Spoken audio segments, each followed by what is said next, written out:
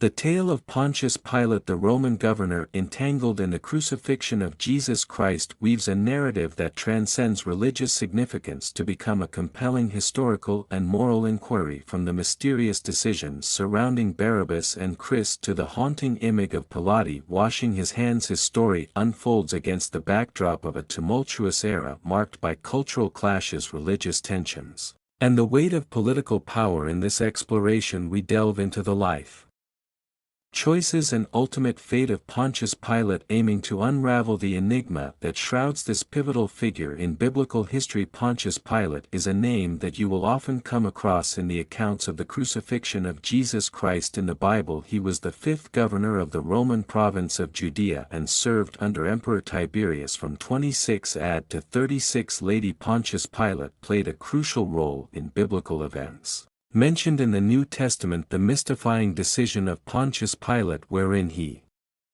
permitted the Jews to select the release of Barabbas, a notorious criminal in Judea, instead of Jesus, whom he knew to be falsely accused, left an indelible mark on his legacy, shrouded in a mystery that remains elusive to unravel. Despite his wife dreaming about Jesus the night before and advising him not to get involved with him, Pilate ended up handing Christ over to be crucified. After the people chose Barabbas, Pilate made the gesture of washing his hands, indicating that he had nothing to do with that unjust decision. Yet this could not save him from his fate. For that reason, in today's video we will discuss the life and tragic death of Pontius Pilate, who he was, how he rose to power, why he washed his hands and allowed Jesus to be crucified, and what were the tragic consequences of the wrong choices he made. Please stay with me until the end, as you will be surprised by the ending of his story. But first, do me a little favor by hitting the like button to support the channel, and also subscribe.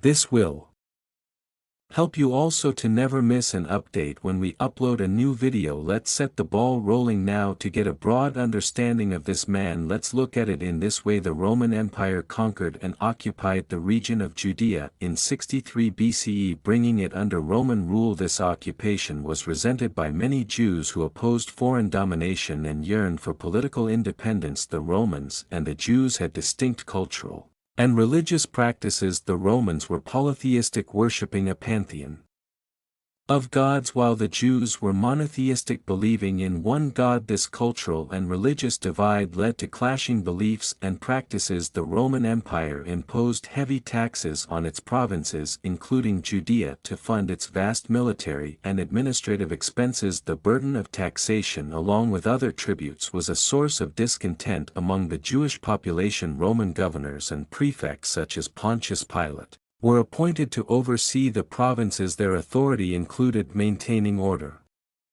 collecting taxes, and ensuring loyalty to the Roman Empire. The manner in which these officials exercised their power sometimes led to conflict with the local population. The Romans sometimes showed cultural insensitivity to Jewish religious practices. For example, attempts to install Roman emblems or statues in Jerusalem which conflicted with Jewish religious beliefs against graven images provoked outrage and protests.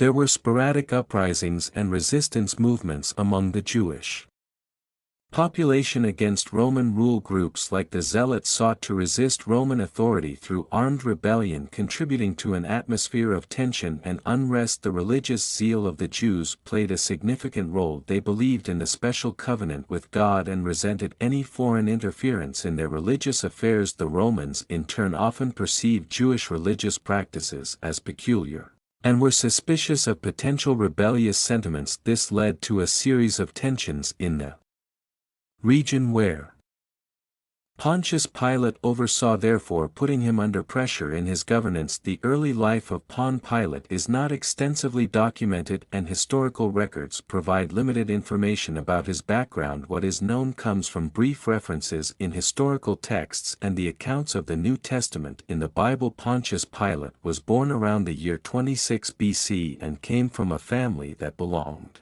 to the Roman equestrian order, a social class below the senatorial class, but still considered Part of the Roman elite. The exact place of his birth is uncertain, but historical records suggest that he was likely born in central Italy. Family background and early upbringing are not well documented, and there is little information about his education or early career. He rose to prominence through his association with influential figures in Roman politics, which ultimately led to his appointment to key positions within the Roman Empire. Pilate's entry into public service is often attributed to his connections and relationships with influential individuals in Rome. It was not uncommon for individuals from the equestrian class to secure positions within the Roman administration through familial or political connections. Pilate's career in public service progressed, and he eventually became the prefect governor of the Roman province of Judea, a position he held from approximately 26 to 36 CE. Pilate shared a limited amount of civil and religious power with the Jewish Sanhedrin assembly of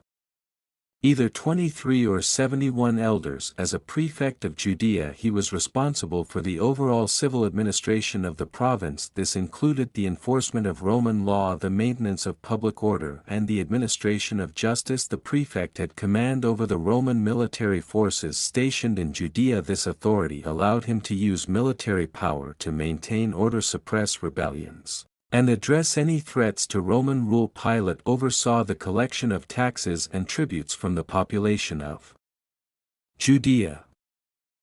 This was a crucial aspect of Roman governance, as the revenue generated from the provinces helped support the vast Roman Empire. Pilate served as the highest judicial authority in Judea. He had the power to preside over trials, pass judgments, and administer punishments. His decisions were expected to align with Roman law, and he had the power to inflict capital punishment. Yet in the case of Jesus, he didn't want to. Even in the Gospel of Luke we could read the up and down on Jesus' judgment, where he will send the responsibility to Herod, and still Herod will bring it back to him. The Apostle Luke describes Pilate as a leader who didn't want to take responsibility for such an important decision. In chapter 23, after finding no guilt in Jesus, he tries to pass the responsibility to Herod, a prince of Judea who had been responsible for ordering the beheading of the prophet John the Baptist 3 years earlier. As Herod returned the responsibility to Pilate, he handed it over to the Jewish people. In the